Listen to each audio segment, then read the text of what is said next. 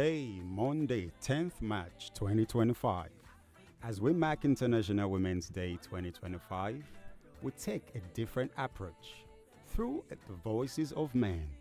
This year's theme for all women and girls, rights, equality, empowerment. It's a call to accelerate action towards a world where every woman and girl, regardless of background, enjoys equal rights and opportunities.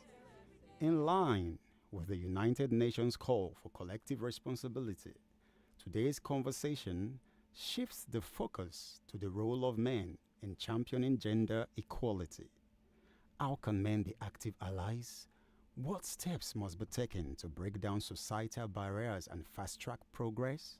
This panel will explore practical ways to move from awareness to action, ensuring that we're not just supporting women in words, but in concrete, measurable ways. Join us as we engage in this critical discussion, building inclusive policies, advancing women's rights through institutional change. My name is Perkins Odiete, and I'm honored to have with me a distinguished panel of experts who will share light on the role of men in championing gender equality. I'm not going to be doing this alone. Remember, I want your participation. I want your conversation. And to do that, please call us on 07000 917 917, also 091 or 080 You can also send us text and WhatsApp message on our WhatsApp portal at 07031756537. To join the discussion, you can also send your contributions to our social media platforms, Facebook, Instagram, Twitter, and YouTube at WFM917. Or you could just log on to our website, www.wfm917.com, to listen live from any part of the world. Without further ado at this point, please permit me to introduce our esteemed guest on the program today. And the first person I'm going to be introducing would be Mr. Gabriel Abim Pauline, Head Sustainability Lafarge. You're welcome to the program, sir. Also, thank you for having me on this show. Good afternoon, our dear listeners. Thank you so much, sir. Also, I have with me Ishola Kayode, SA Digital Innovations, Kwara State Governor. You're welcome, sir. Thank you so much for having me. I also have in the studio with me Chibuike Utaka, Head of Marketing, MSI Nigeria. Thank you, Fast. Thank you, sir, for coming to the show. Thank you all for being here today. It's my pleasure to be here. Thank you very much. Thank you so much. Thank you so much. Thank you all for being here today. And we're just going to dive right in, and before you go into the conversation, remember, words are not just words until acted upon.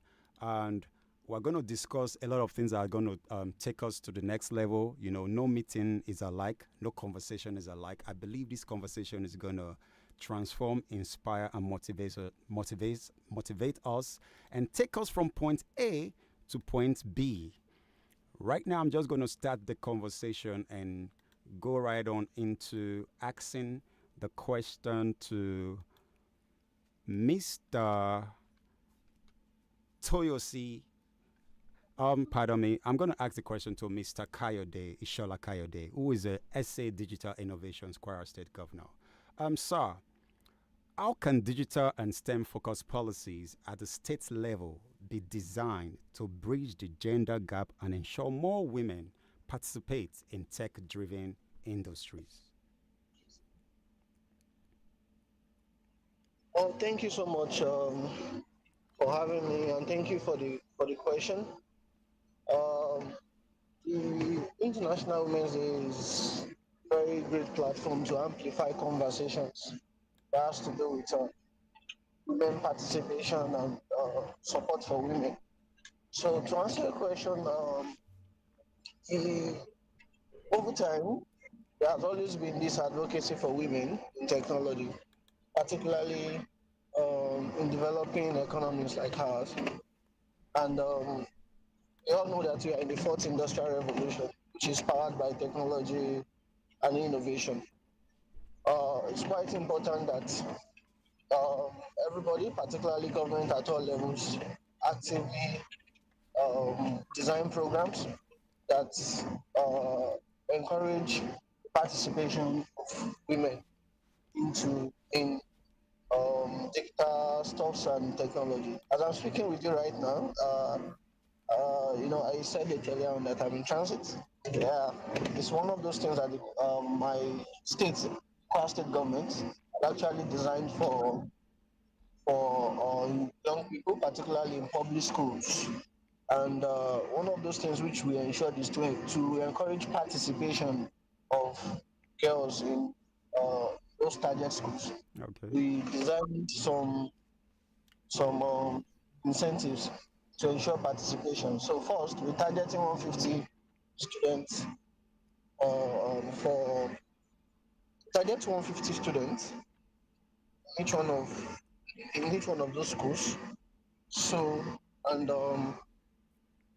we ensure that there is active participation, like a particular number has been set aside specifically for girls. And we also even realize that in most of those schools, there's even like more enrollment, more interest from girls in the schools than boys.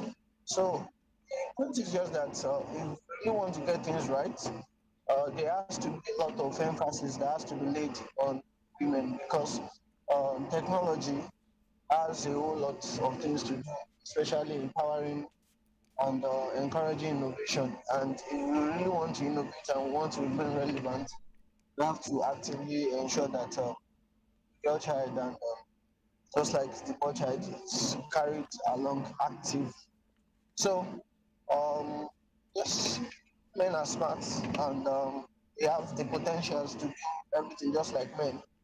And conversation should be about how we can ensure that some of the barriers that that are in the mix have been put to ensure equal level participation.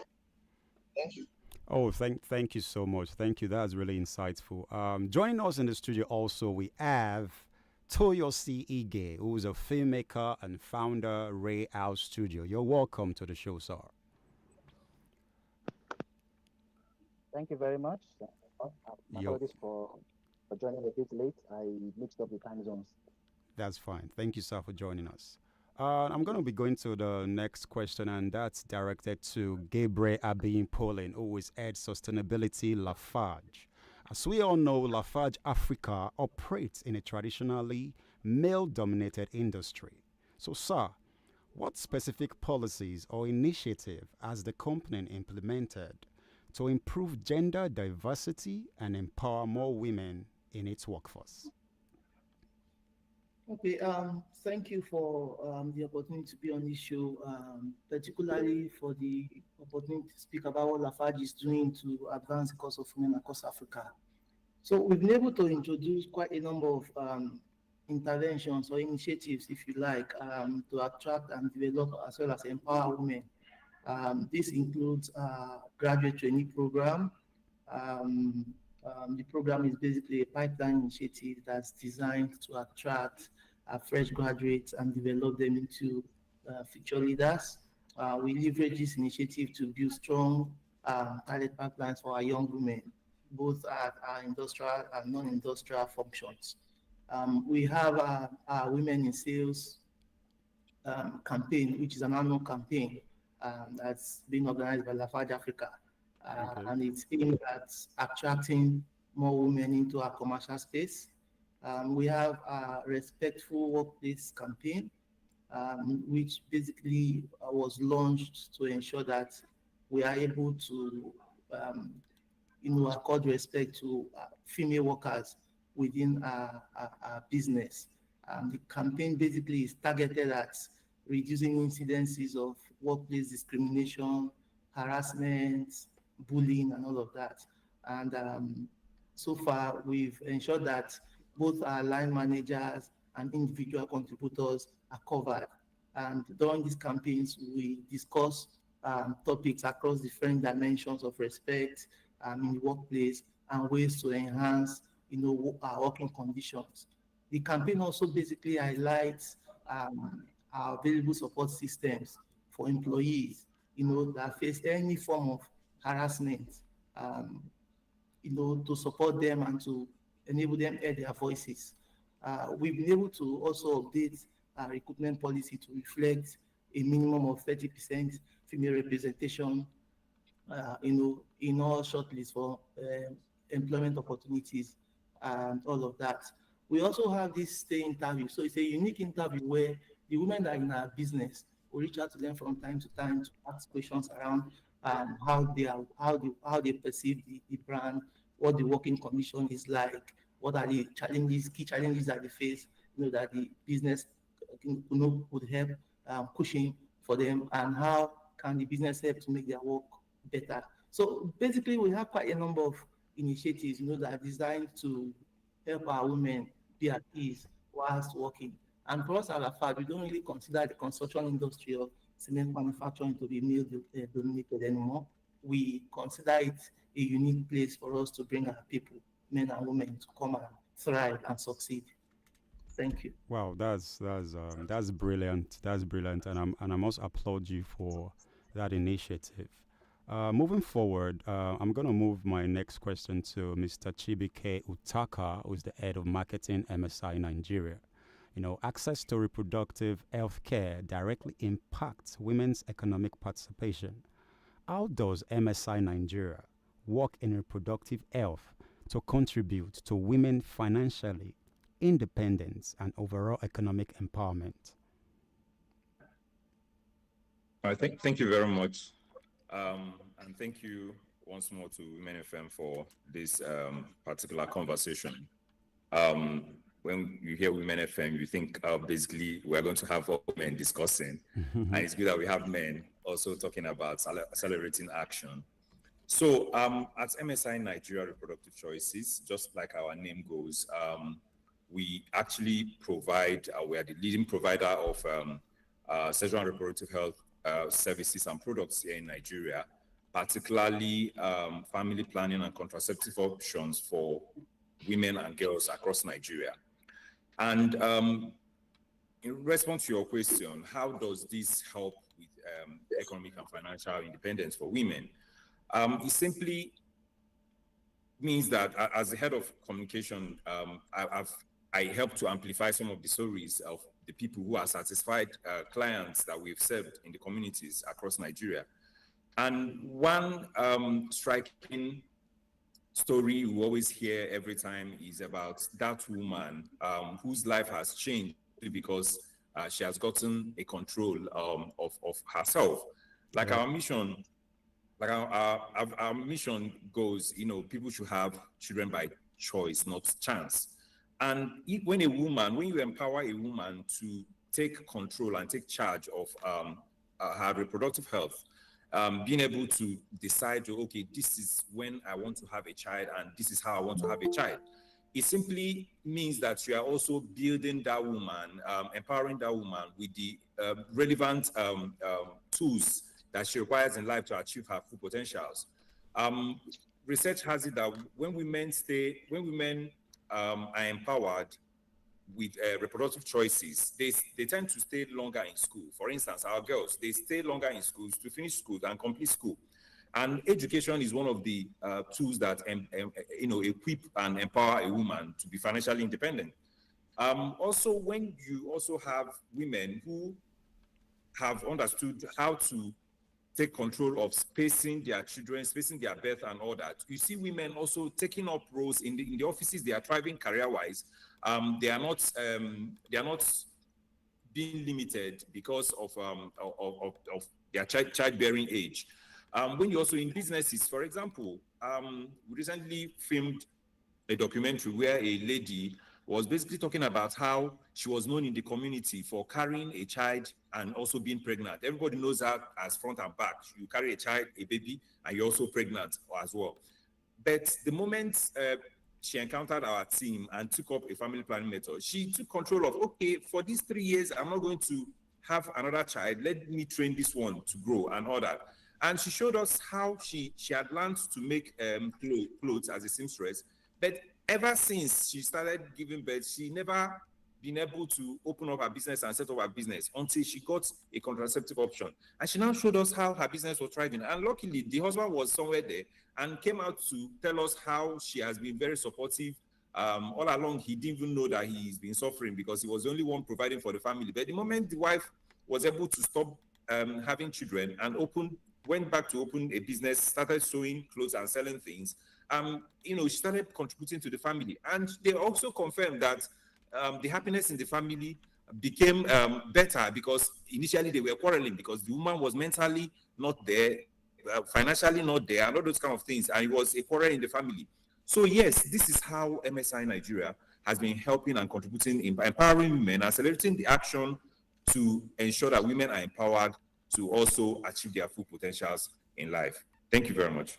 Thank you so much for that. Remember, our listeners, you can also join this conversation. You can send us your message on our WhatsApp portal at 070-3175-6537. You can also call at 07000 917 917, 091 917 917, or 080 917. I'm going to be coming to Toyosi Ige, who's a filmmaker, founder, Ray House Studio. Whatever you want to tell someone, I think if you put it in a story format, it passes a message more. So, Mr. Toyosi, Nigerian storytelling has evolved significantly, with film playing a major role in shaping narratives. How do you see your work contributing to this evolution, particularly in telling stories that drive social change? Thank you very much. You're Once welcome. again, it's good to be here. Thank you for the engage in a very great conversation. Even though it's funny because it's men discussing women, but it's an important conversation, especially as a filmmaker whose go-to craft is storytelling, albeit visual. There are many ways in which you can actually tackle this question. The number one way is in the area of generating awareness. We know that popular culture, as at today, the major influences are the arts, music, film, dance, and the likes. Yeah. And now that has been intermarried with, interwoven with social media. Now, as a filmmaker, I have the responsibility and the skill to tell stories. And number one, initiate conversations. Mm-hmm. So we talk about rights all the time for women and all. Women have the rights to education. Women have the rights to protection, to security, to life. So number one is I made a film in 2020 titled As Nexus that tackled the issue of sexual assault and sexual violence. And it was shot in the middle of lockdown.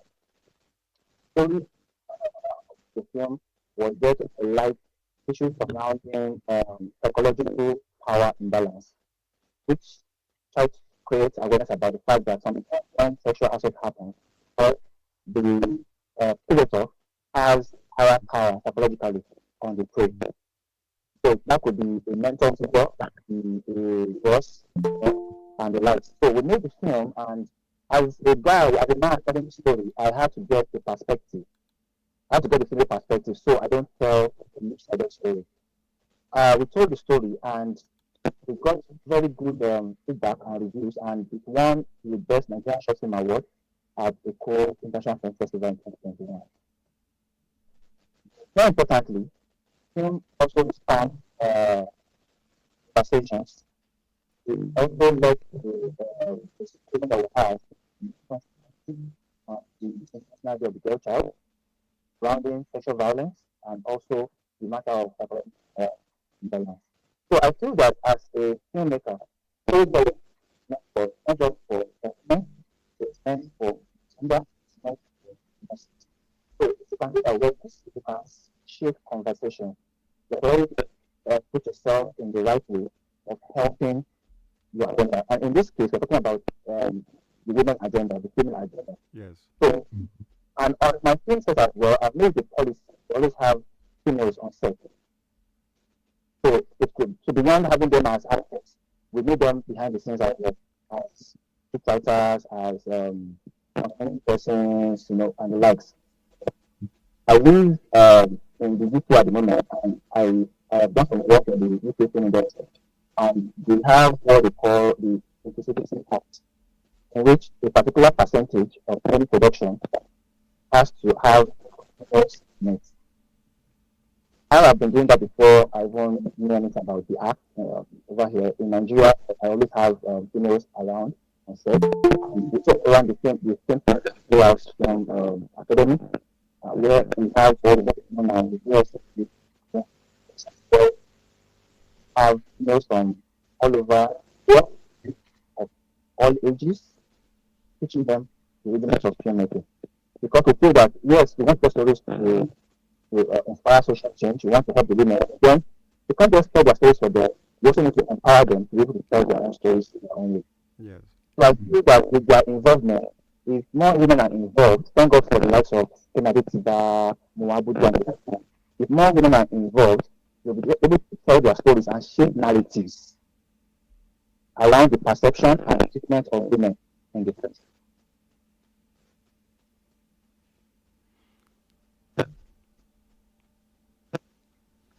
Thank you so much. Thank you so much. Like in adding to what you just said, female are taking a grand style in the media industry. Like you can see a female video editor, a female cinematographer, a female director, apart from just being an actor or an actress. Yes, so I could say that yes, a female, they are taking their grand stand in the filmmaking industry, and I must applaud them for that. Mr. Ishola Kayode, I have a question for you, sir. What specific initiatives has your office implemented to promote women's inclusion in digital and STEM innovation? And what impacts have they had so far?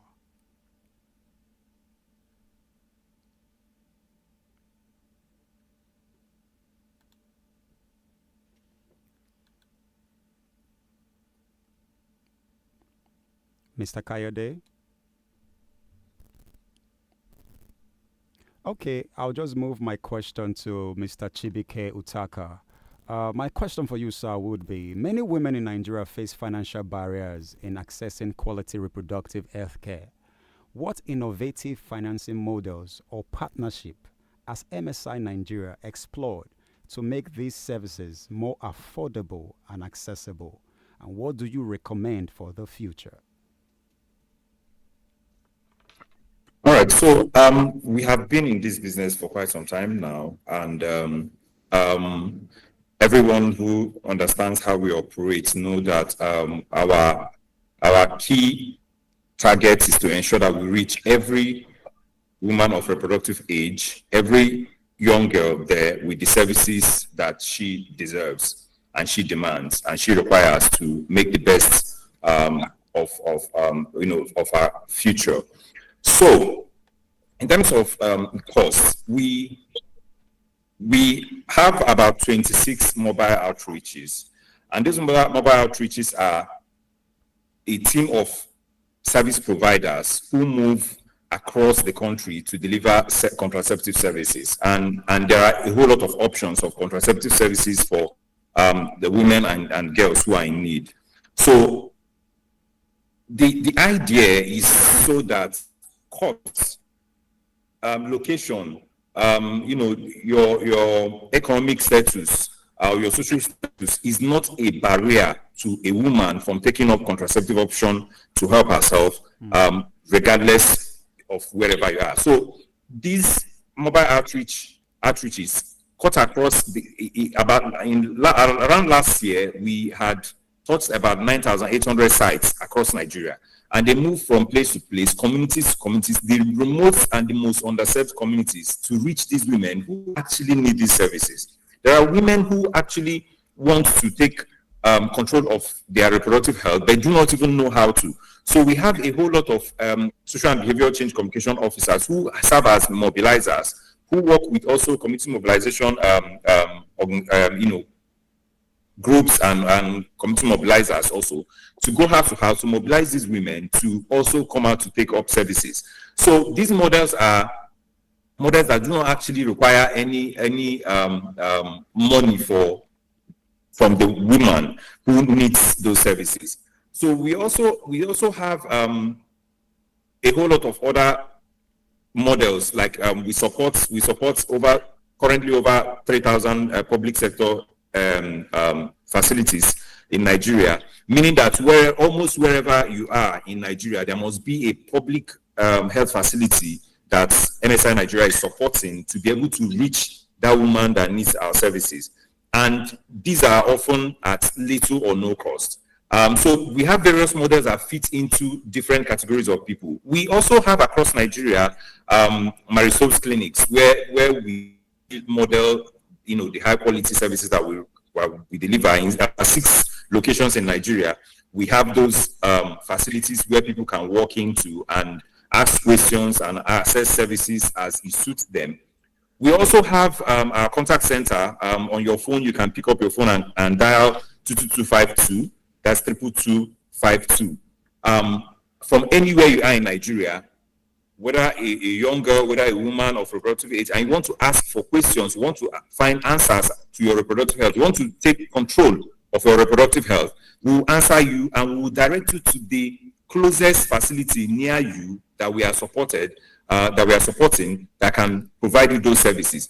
Those are in a bid to find out a model that will not actually give anybody any reason as to, okay, money is the barrier. Oh, I don't have this kind of money, I won't be able to take service. I don't have this, I'm not of this status, therefore I'm not going to be able to access the service, or I'm not in the city, I'm not in a location where I'm able to access service. So it's basically for everyone who is in need, there must be an option, a model that we operate that will reach you and deliver the services that you need as a woman to take control of your reproductive health and be able to also achieve the dreams that you want to achieve. And this is how we are accelerating action to ensure that every woman achieves her dreams without being hindered in any way. Thank you. Thank you so much for that thought. That's really insightful. Mr. Gabriel, I'm coming to you right now.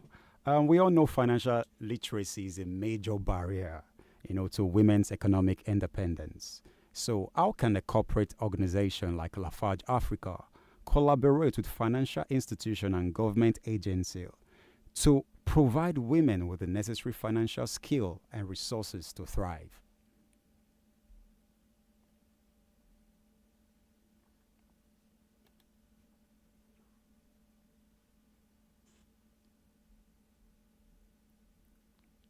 Mr. Gabriel, I can hear you, please. I think you're muted.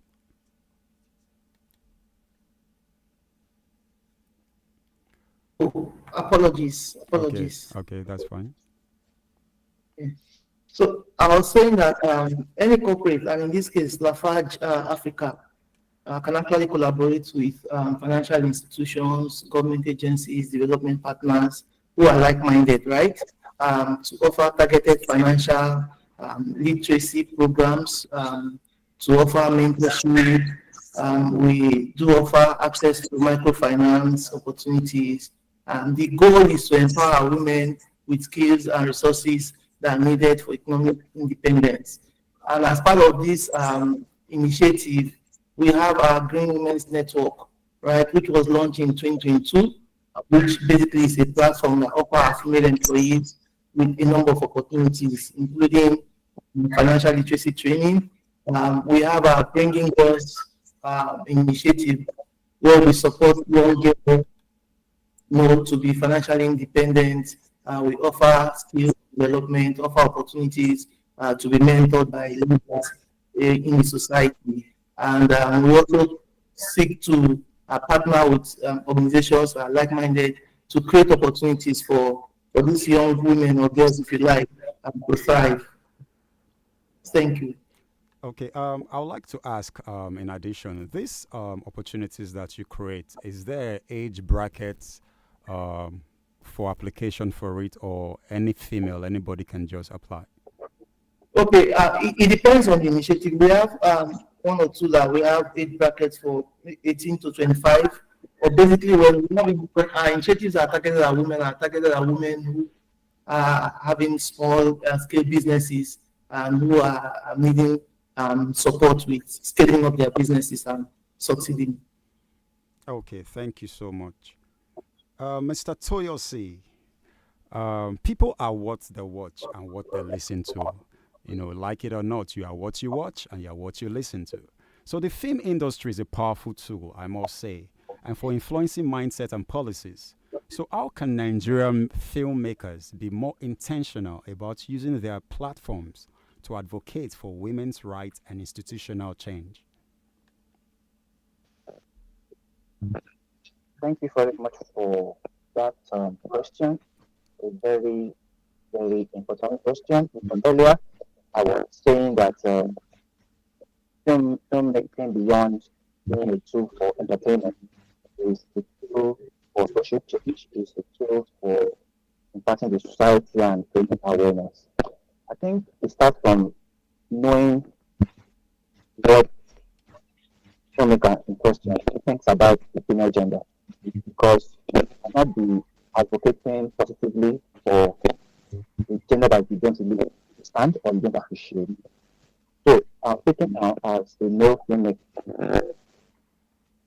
because I think that the perspective that from I have might be a bit different from that of a male filmmaker, because by default, the male filmmaker is going to be a bit skewed towards stories that push for women's rights, because she's account how it feels to be at the receiving end of from inconsistency and violence.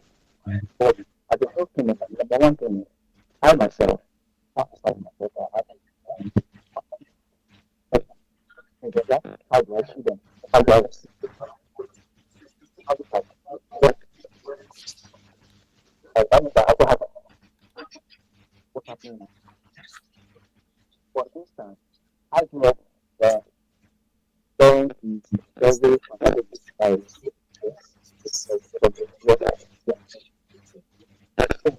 Of these two circumstances that I do. One particular from sales and many different because they are fully personalities. Although we have some common problems that the female gender has in society. So as a female, when telling my stories, I have to be very, very careful and sensitive enough to tell the stories in a way that it will end up creating a positive outcome for the female gender and not just create another problem for the female. For instance, now, I want to make films that will continue to be sexually objectify women, because it might be good and fun at the time, but in the long run, because I said earlier, films play a very vital role in shaping narratives, yet it plays a very big role in shaping perception. Mm-hmm. So if we keep making films without considering the chances, then we are going to be doing more damage, doing more harm than good. So as a filmmaker, number one thing is understand the female gender, appreciate them, their problems. So after I got married, that I got to understand the issue that we have in the Nigerian healthcare system with respect to female gender. So that inspired me to write some stories concerning female adoptive health. Because if I wasn't married, if I wasn't less education, probably I would have actually understood what was actually going on. You know, we still have family feuds that put the female gender as being secondary to the male gender. We have women who keep having children until they have a male child. You know, we have widows who are being deprived of their rights just because they are female. We still have all these issues in our society. Number one thing is that we need to have a cultural appreciation of what's on ground, and then now look for telling our stories, weaving them in such a way that, number one, I'm not just preaching. Our stories that are well told, from a balanced perspective, considering the context of society we are in. For instance, I cannot be telling a story about a widow in Nigeria and be making everybody perceive the person lives in China because they are two different societies with two different realities. So we have to understand what goes on outside and now look for how we can tell the story so that we shape conversations and probably inspire policy changes.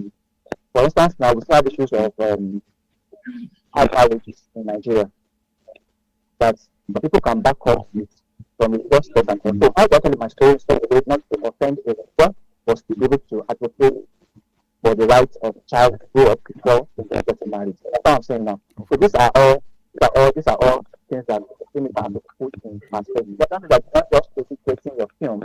You have to be you have to have knowledge. You have to be sensitive enough to know how to use your story and make it inspire positive things rather than even cause more harm and good. Yeah, thank you very much. Yes, in a nutshell, let your story portray the image that you want to see.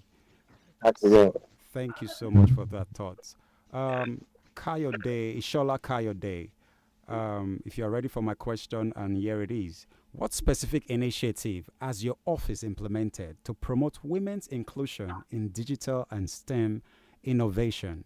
And what impact have they had so far? Thank you. So my office as the special assistant to the of State and Dividend, I've implemented several programs that are tailored towards improving digital inclusion in the state. Specifically, 2023, when the federal government, through the Ministry of Communication, Innovation and Digital Economy, launched the 3 million technical talent program. Kwara State is one of the first states that did a statewide sensitization to drive registration for the program because prior to them, the program, the state government also has like a program that is geared towards uh, trainings for people, particularly young people in technology. So when that program was launched, we did figure out a way to partner with the federal government to drive the program. And when the first cohort of the participants selected, we realized that there were a lot of disenfranchisements, particularly for particularly for women. So the state government decided to support the program by procuring budgets for to enhance the participation of the participants. And thereafter, deserving participants from those from the program, from the various centers, we gave them gadgets in terms of laptops so that they can continue to learn. And many of these people are women because we laid emphasis or paid attention to people that have projects relating to community development. So last year, December, we had some people that got into the program like that. They got the grants and support that they did programs or projects. They launched startups relating to like cleaning the environment, recycling, health, and all those related programs as the case. So we understand that supporting women, particularly in forms of digital inclusion, has a lot, like it gives us, even we get better results. But at the end of the day, it's able to really send the signal that the inclusivity part and also when the woman is truly empowered, it's like the home is empowered. We did that. So also the STEM program that the state government has launched in about 50 schools, which is targeting 150 participants per school as well. So we also made emphasis on showing that all girls in our schools are participating in the program. the first pilot stage of the program was done in between August 2024 to September 18, 2024. And at that program, we saw many of these are young girls, many of them that even within the 6 weeks program that we did, many of them that maybe that was the first time that they actively participating handling computer. We came up with very good programs and the impact has been very effective. In fact, it's because of the measurable impact that we saw in those 6 schools that we piloted with that led to the current program where His Excellency decided to expand it to more schools.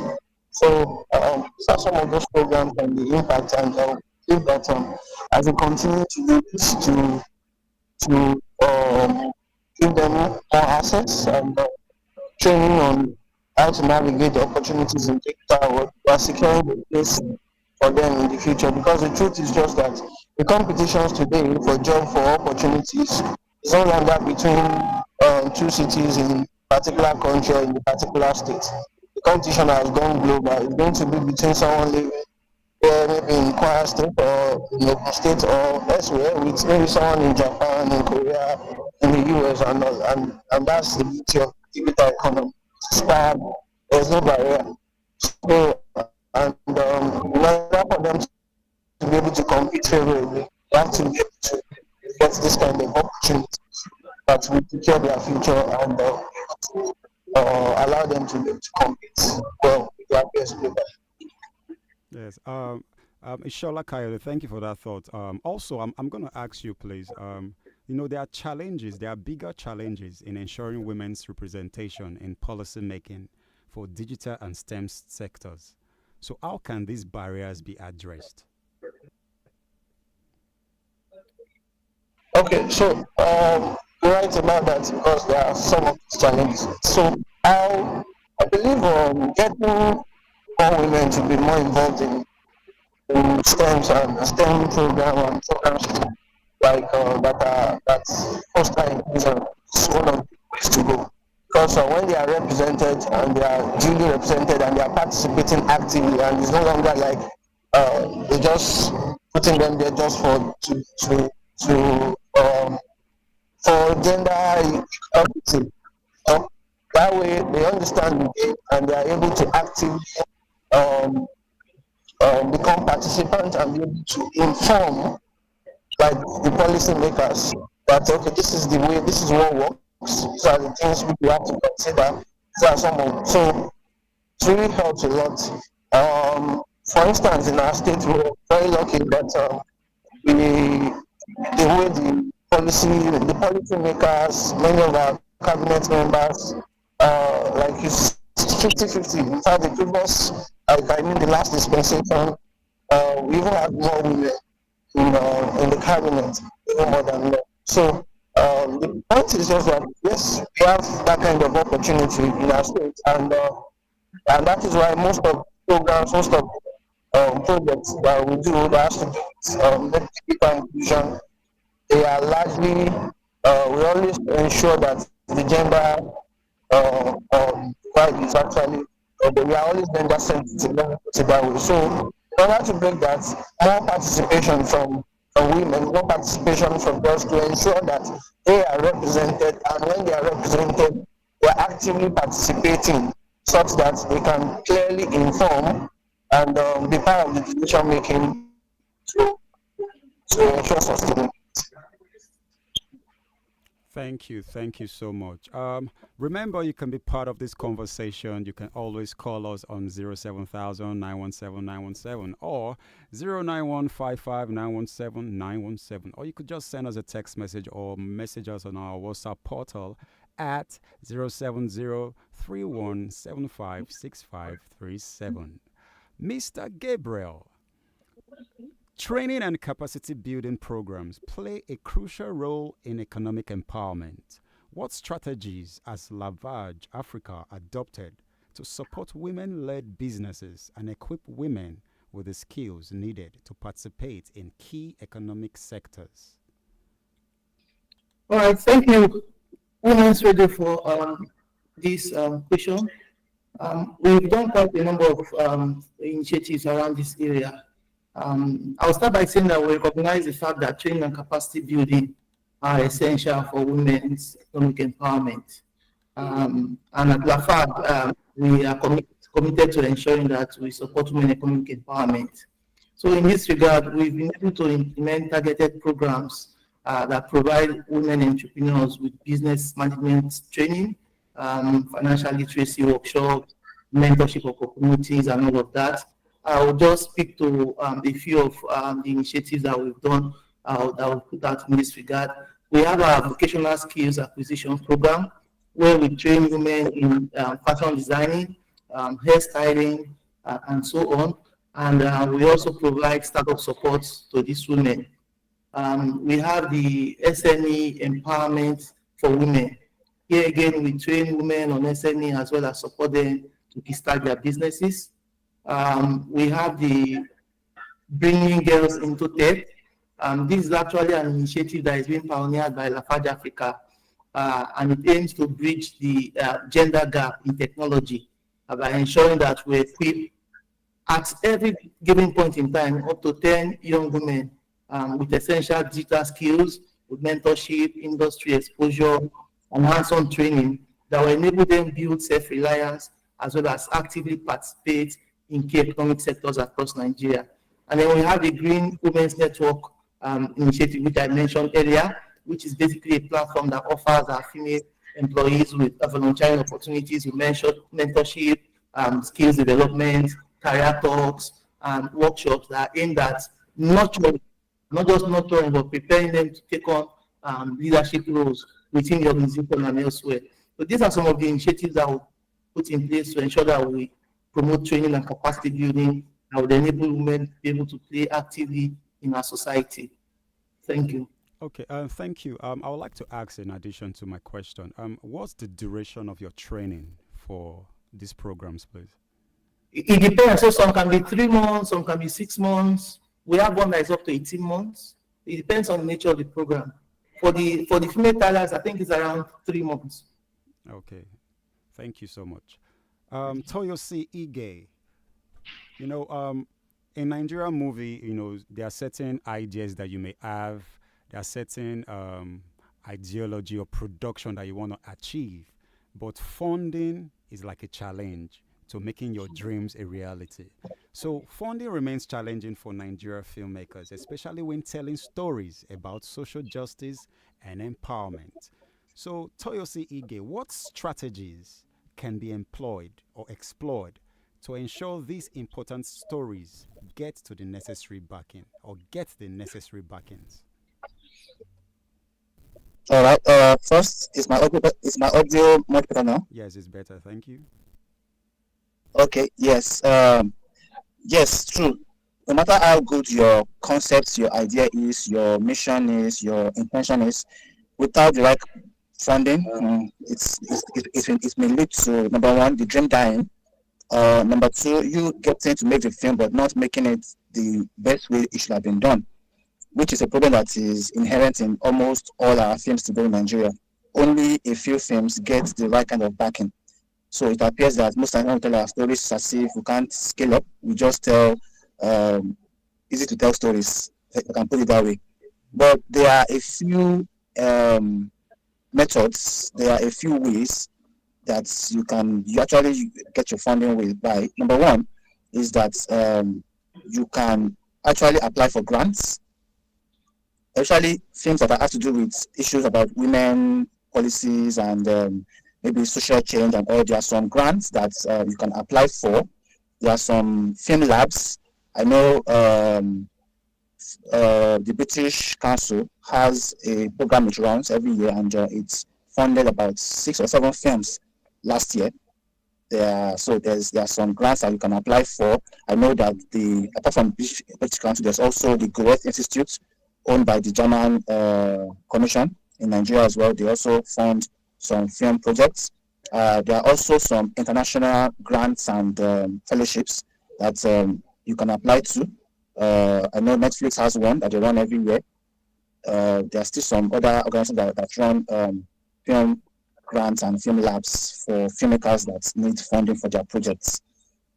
Apart from that, you can also, I want to believe that every filmmaker needs to learn how to make a pitch deck, because with your pitch deck, I mean, you can apply or you can approach investors who can at the same time invest in your project. A film like Black Book was funded majorly by tech gurus. That means that with a pitch deck that is good enough, you can get funding. I recently got a partnership with a company here in the UK, all because of my pitch deck, which I sent to them, and they loved it, and then we partnered on a project. So a pitch deck is very important for every filmmaker, because you don't want to have people who just give to you. You have to understand that film is also a business. So people want to know what they're going to get. So maybe you're going to give them some equity in the returns on the film, and also you have to understand the business aspect of the film beyond just the creative aspects.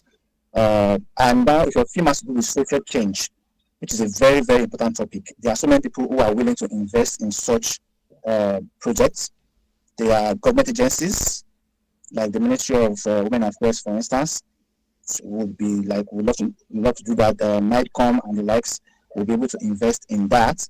Apart from that, I think grants are like the most, let me say, they are easier to access for everybody, because anybody can apply to grant and anybody can get the grants. Okay, Toyosi, I'm a young girl, an upcoming young girl who wants to be a filmmaker. You know, I don't have the financial support or financial backends.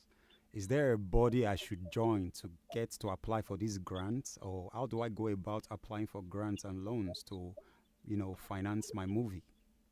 Yes. Anybody tells you have to join a particular body to get a grant is lying to you, because actually you can get a grant from the comfort of your home, as long as you know what you want to do, and you have done your homework. That means you've done your market analysis, you've done your SWOT analysis, you have your budget forecast available, and then if the intention and the aim of your film project aligns with the policy of the awarding body, that means they'll be able to. Anybody can actually do it. The most important thing is knowledge on what to do and knowing the right strategy to actually implement. Yeah.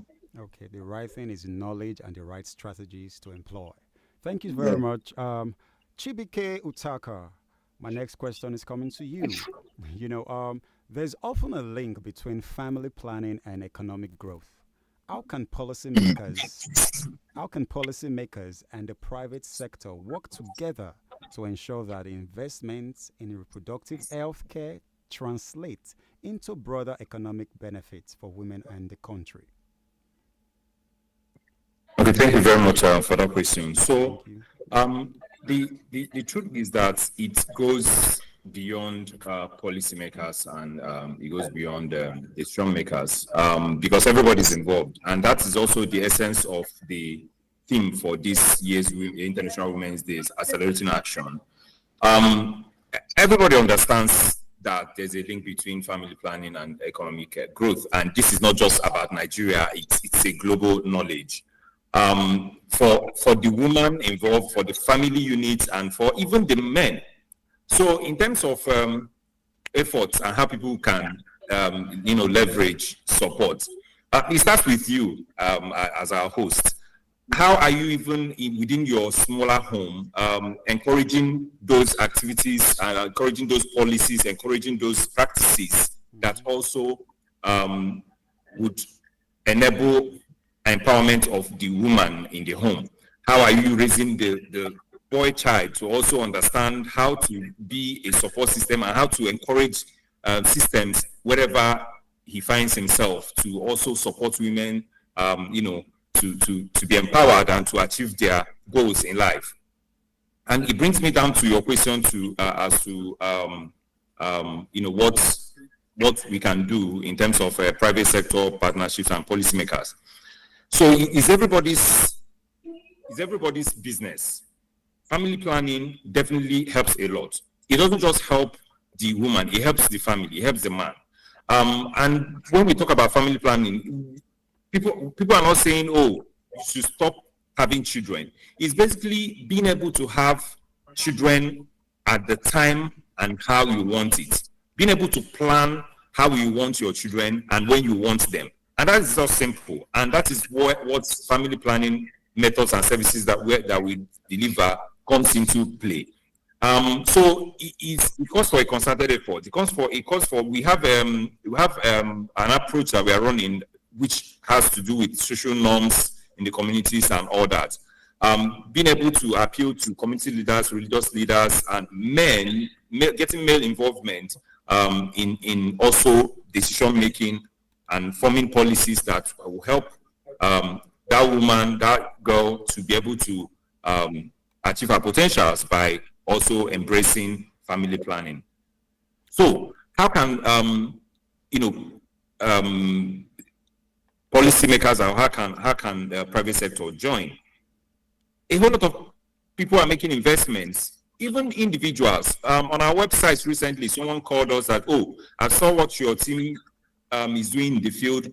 I love what you guys are doing. I'm not earning so much, but I want to be contributing a fraction of my salary every month to help you to give more people services. And what does he do? What did he do? He went to the website and clicked a button and started donating his small money. That's how people are helping.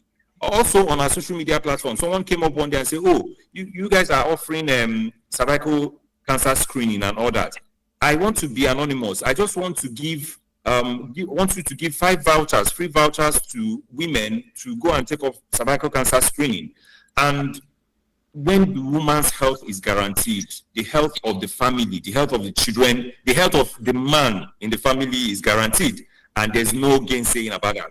And beyond that, economic growth of the nation, of the family, is also guaranteed.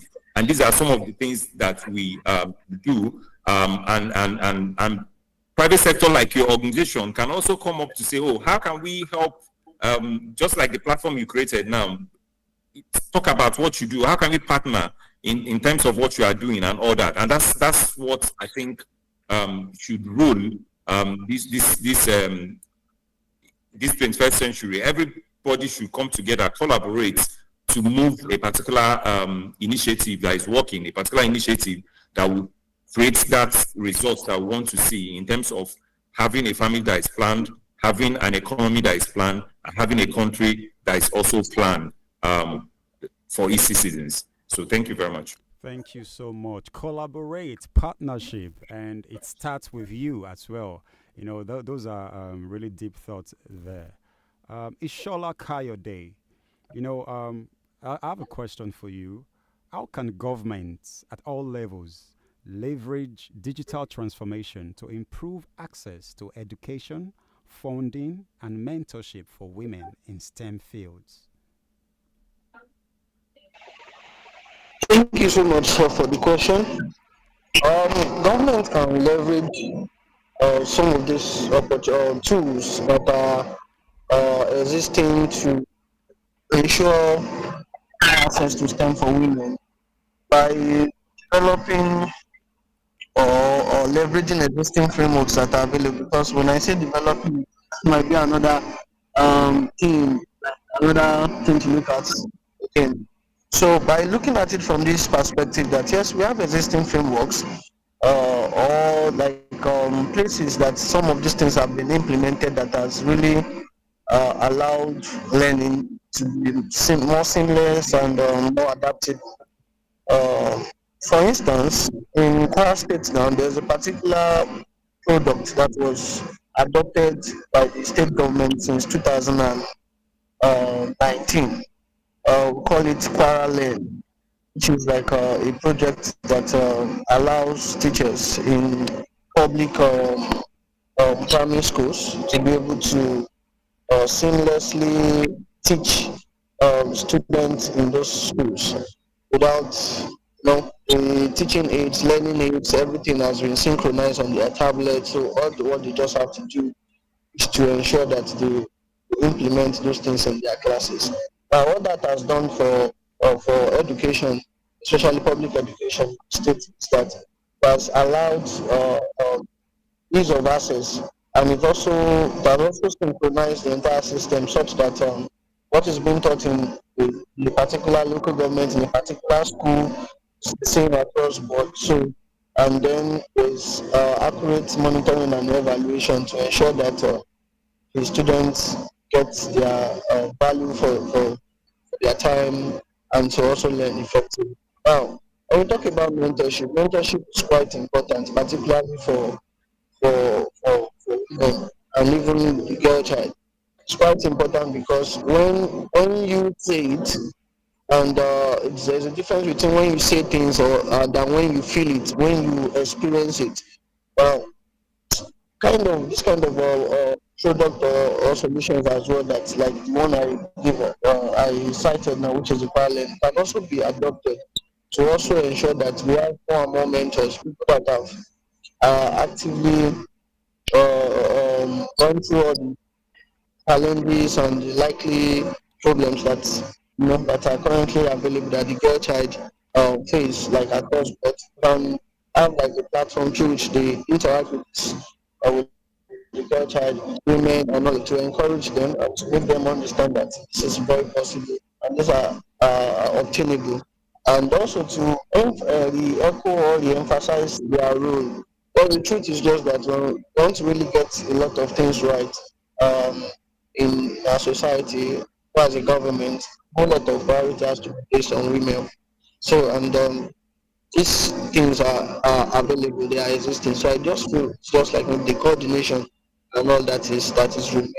So for us, like on the program I mentioned earlier that I said the state government has started, mentorship is also one of the major things which we are considering because apart from just learning skills, they also have to be mentored to help them reshape their thought towards how they can actively use the tools or the digital skills that they have to solve problems that are peculiar to their community and hence bring development to every nook and cranny of their community or the state and the country by extension. Thank you for that thought. Mentorship is one vital role, and that's really thoughtful and insightful. Gabriel Abiyin, research shows that gender inclusive policies contribute to national GDP growth.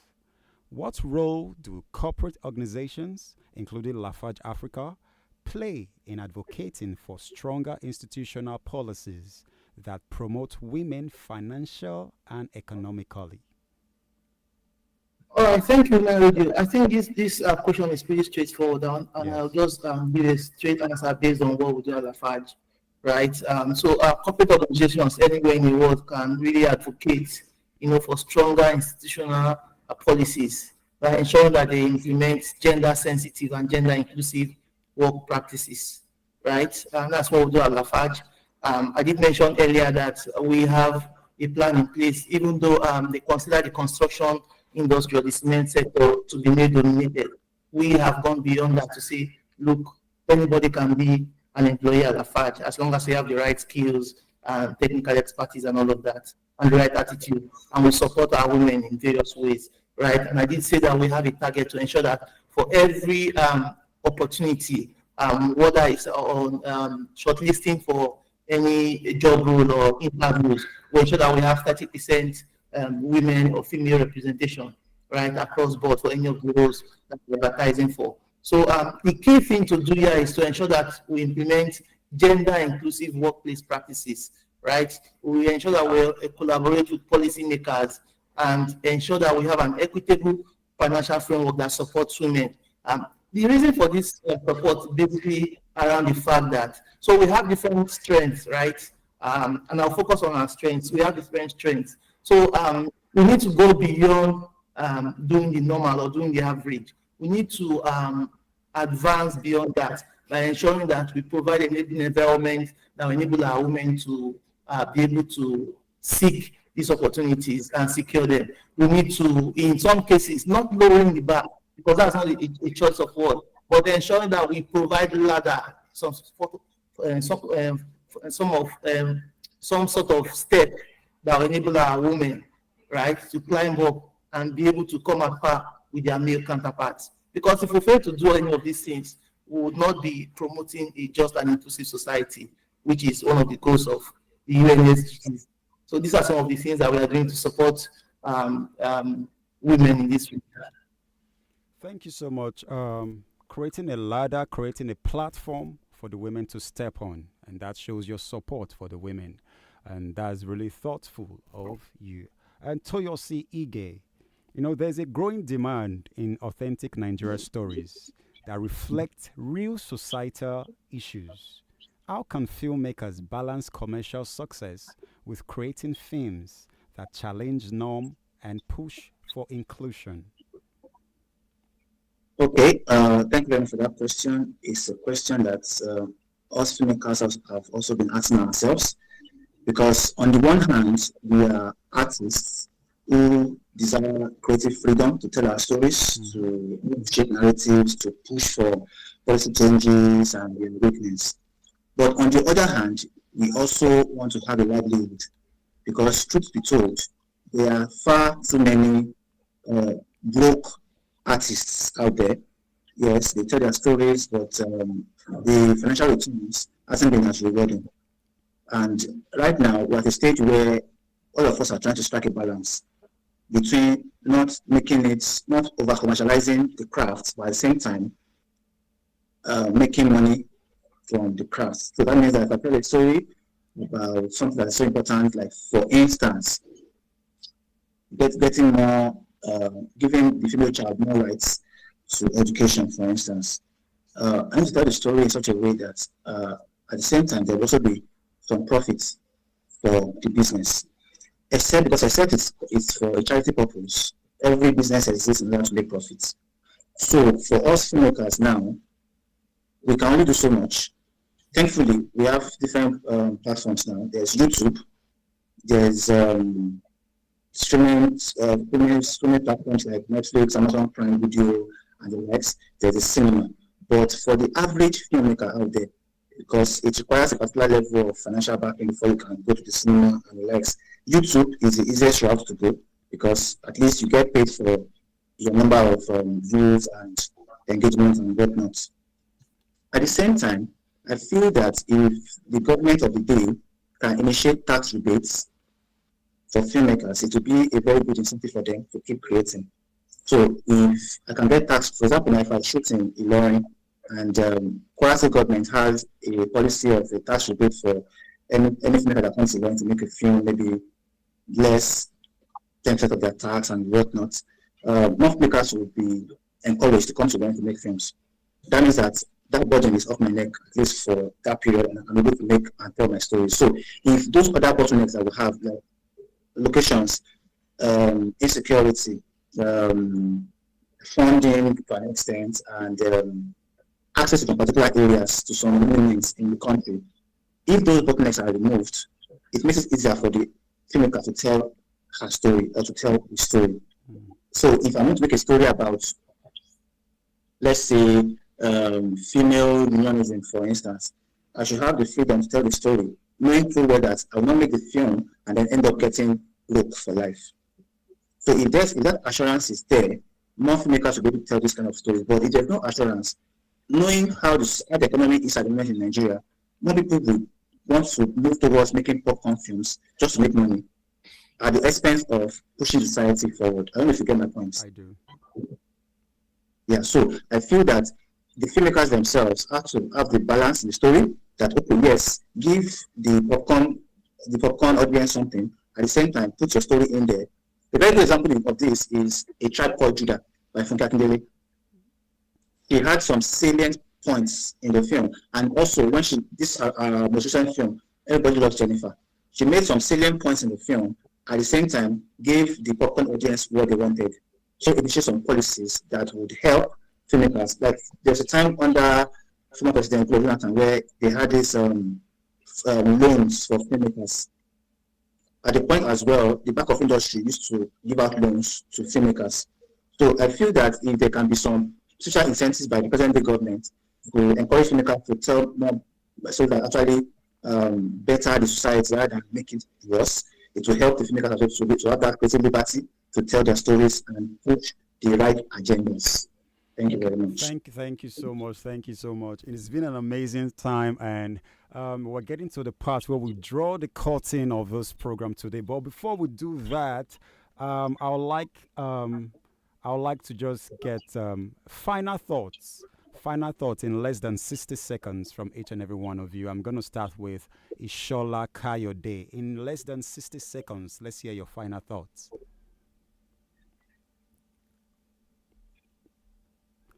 Okay, moving on, let's go to Mr. Gabriel Abi in less than 60 seconds. Let's hear your final thoughts. All right, thank you. I believe that advancing women's rights is not just a moral imperative. It should be an economic and social necessity that we are all committed to driving. We can only truly advance women's rights by breaking down all forms of barriers to women advancement, as well as supporting to build really inclusive systems, which is basically what we seek to do, to use our business to do Alafat. So it is key for us to commit to ensuring that we not only make bold statements, make commitments, but that we walk the talk and that we truly commit to the goals and ethos of the UNSGs. By doing this, we'll be able to get our women at pair with the American. Thank you for that thought. Thank you so much. Chibuike Utaka, let's hear your final thought in less than 60 seconds. Thank you very much.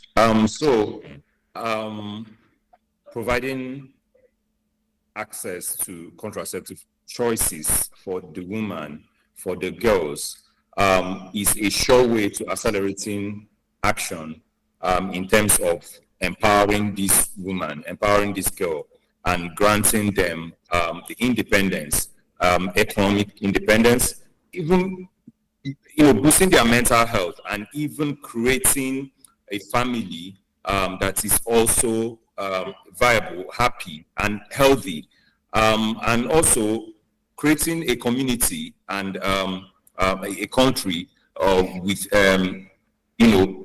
economic growth and other outcomes.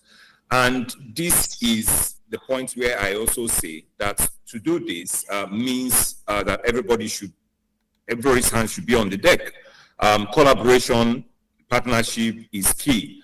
There's nothing that stops Toyosi from saying, "Oh, let's partner and make a movie that can advance this, outcome." There's nothing that also says that Shola cannot say, "Oh, can we do something around tech and empowering women?" So basically, when a woman is empowered through contraceptive options, which is family planning and other choices, the community, the family, and the nation has a whole lot to benefit in the end. And this is the action that we are calling on this International Women's Day to support this cause, because that's our commitment and that's what we believe in. Thank you very much. Thank you so much. Thank you so much. Ishola Kayode, do you have any final thought for us? Okay, Mr. Toyosi Ige, let's hear your final thought in less than 60 seconds. Yes, thank you very much once again. Women, our sisters, our mothers, our wives, girlfriends, and whatnot. They are colleagues, they are friends. I think they said that the family is the microcosm of society. So I think that in order to advance women's rights and inspire policies to favor women